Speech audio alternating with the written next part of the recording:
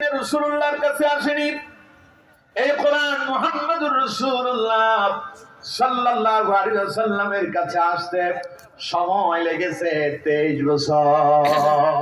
কত বছর? 23 বছর।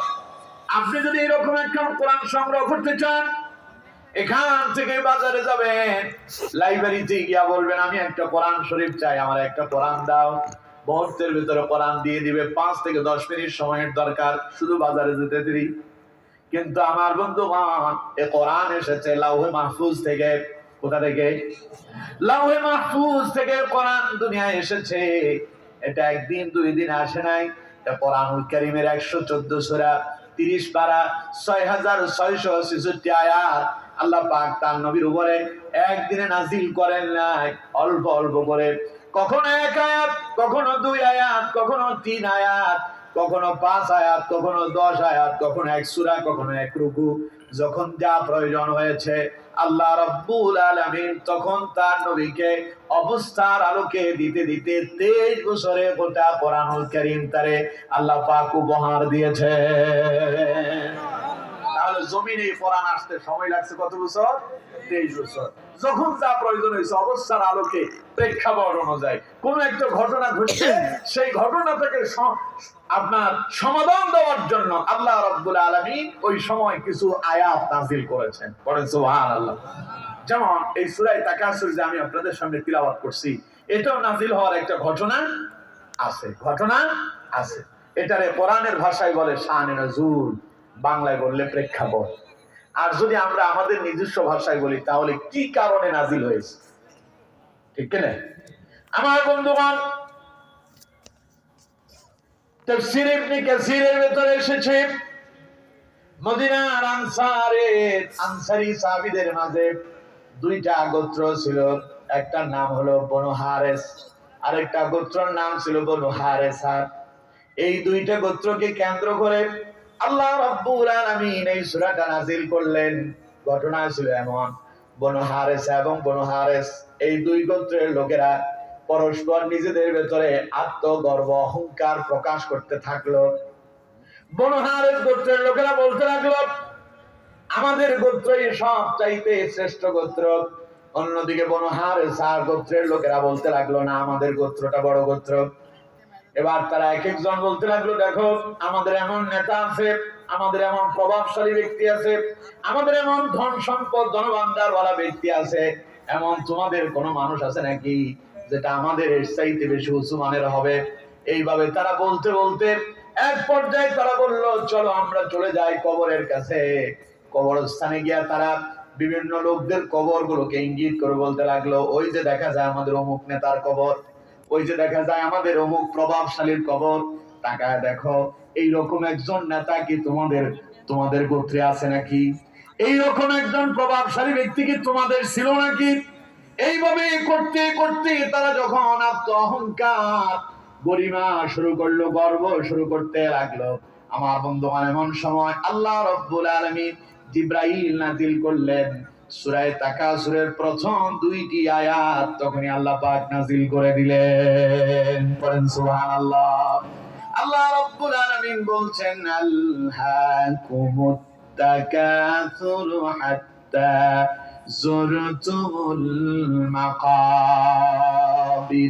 আল্লাহ পাক বলছেন ও দুনিয়ার মানুষেরা, আলহাকুমুত তাকাসুর, দুনিয়ার প্রাচুর্যের মোহে প্রতিযোগিতায় তোমরা এমন ভাবে লিপ্ত হয়েছো, দুনিয়ার এই প্রাচুর্য তোমাদেরকে মহা আচ্ছন্ন করে রেখেছে। হাত্তা যুরতুমুল মাকাবির, এটা তোমাকে কবর পর্যন্ত পৌঁছায় দেবে। তারা গেছিল কোথায়? কবর পর্যন্ত। কোথায় গেছিল?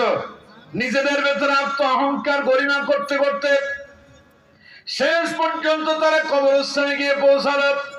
আল্লাহ রাব্বুল আলামিন তখন আয়াত নাযিল করলেন আলহাকুমুত তাকাসুর, দুনিয়ার এই প্রাচুর্যের প্রতিযোগিতা তোমাদেরকে মোহাচ্ছন্ন করে রেখেছে। তার মানে দুনিয়ার এই প্রাচুর্য, দুনিয়ার এই সৌন্দর্য, দুনিয়ার এই ধন সম্পদ, দুনিয়ার এই দুনিয়াদারিতা তোমাদেরকে আল্লাহর কথা ভুলা দিয়া তোমাদেরকে দুনিয়ার মগ্ন করে দিয়েছে।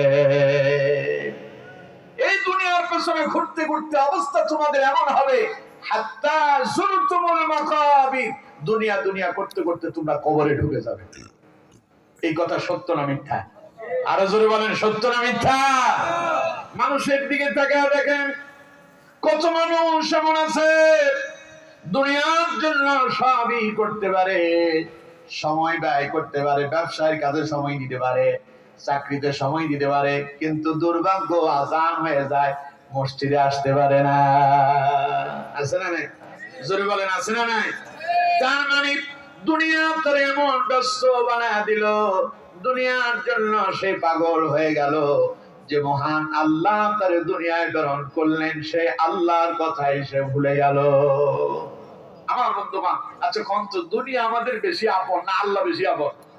সবাই বলেন, দুনিয়া বেশি আপন না আল্লাহ বেশি আপন? আশ্চর্য হয়ে যাবেন, অবাক হয়ে যাবেন। আমরা যখন মায়ের গর্ভে ছিলাম, মায়ের গর্ভে থাকাকালীন দুনিয়ায় যখন আমাদের আসার সময় হয়েছিল, ফেরেশতারা বলল, যাও আল্লাহর বান্দা, মায়ের গর্ভে থাকার তোমার সময় শেষ, যাও দুনিয়ায় যাও। ফেরেশতা যখন এই কথা বলল, তখন আমরা জবাব দিলাম না, আমরা দুনিয়ায় যেতে চাই না, মায়ের গর্ভটাই আমাদের জন্য নিরাপদ। এখানে আমরা বড় আরামে আছি, কোনো অশান্তি নাই, কোনো টেনশন নাই, আমরা মায়ের গর্ভ ছেড়ে যেতে চাই না।